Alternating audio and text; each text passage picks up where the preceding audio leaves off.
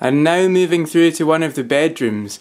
And Anne, can you talk through some of the green things you've got in here? Well, perhaps I'd better start by showing you the room brochure, because there's a lot of green information in here.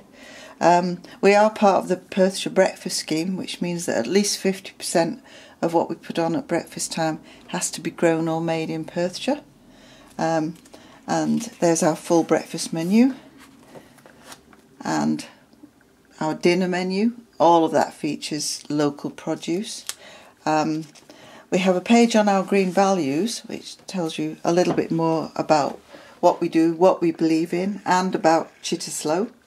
And do you get many comments from guests? I mean, you know, because we're always worried how many people are reading these sorts of things. You'd be surprised how many people pick things up. They never actually say, I read this in your brochure, but they drop something into the conversation. You think they can only have read that in the brochure. I've got the thing about sustainable tourism and the responsible visitors guide, which I think is quite useful. Brilliant. You have to be careful and draw a fine line between, you know, ramming it down people's throats and just encouraging them gently, and that's what we try to do. Great. The rest of the brochure is all about local things to see and do, and we'll always give them any information that help them decide on what to do for days out. Great. Also in the room we have this wee card which asks people to help us by recycling. And they do leave little piles of recycling by the side of the bin. Great, great. I have to say I am very proud that visitors from the UK are the ones that are the most conscious of sustainability, which I'm very proud of. We must be doing something right. Yeah. As I mentioned earlier, I always check to make sure the TV is not left on standby.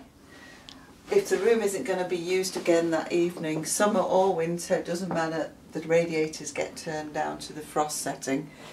They're only left on. And all our radiators throughout the house have got thermostats. And then there's a hospitality tray.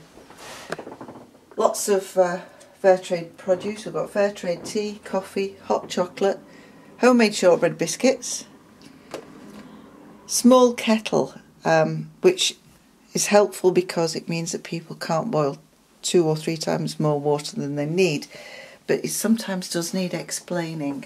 We have a customer feedback form, and sometimes people say, why don't you have a better sized kettle? Right. So it's important that we get to explain it to them. Yeah, 'cause I think that's the thing, isn't it? Once they understand why, it's fine. Yeah. But if they think you just have bought a smaller one because you wanted a cheaper one, it's yeah, or because it fits on the tray better or something like that. But people are always happy accept things like that once they've got once they know the reason for it. Know the reason why. Right. And then you've got your nice double glazing out here. Yeah, all the windows are double glazed. The walls are I've forgotten what it's called, you know, when you put the foam in the cavity. Cavity wall insulation, right, okay. When the curtains are really, really heavy, double thickness curtains, so heavy in fact that you have to pull them on pulleys because they're too heavy to pull by hand.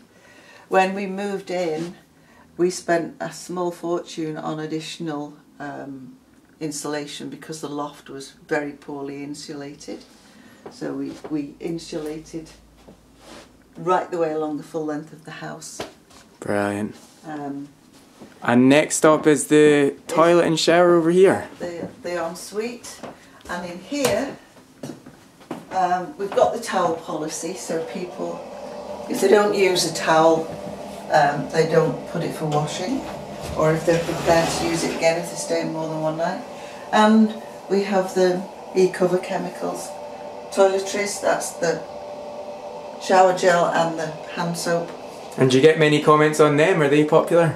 Yeah, they are popular, and they're so much less wasteful than these silly little bottles you get in hotels. I dread to think how much of that goes into landfill, all those little glass bottles. They're not useful for anything else, you know. I recycle jam gels all the time for my own jams and marmalades and things, but you couldn't do anything with those bottles. So I think that's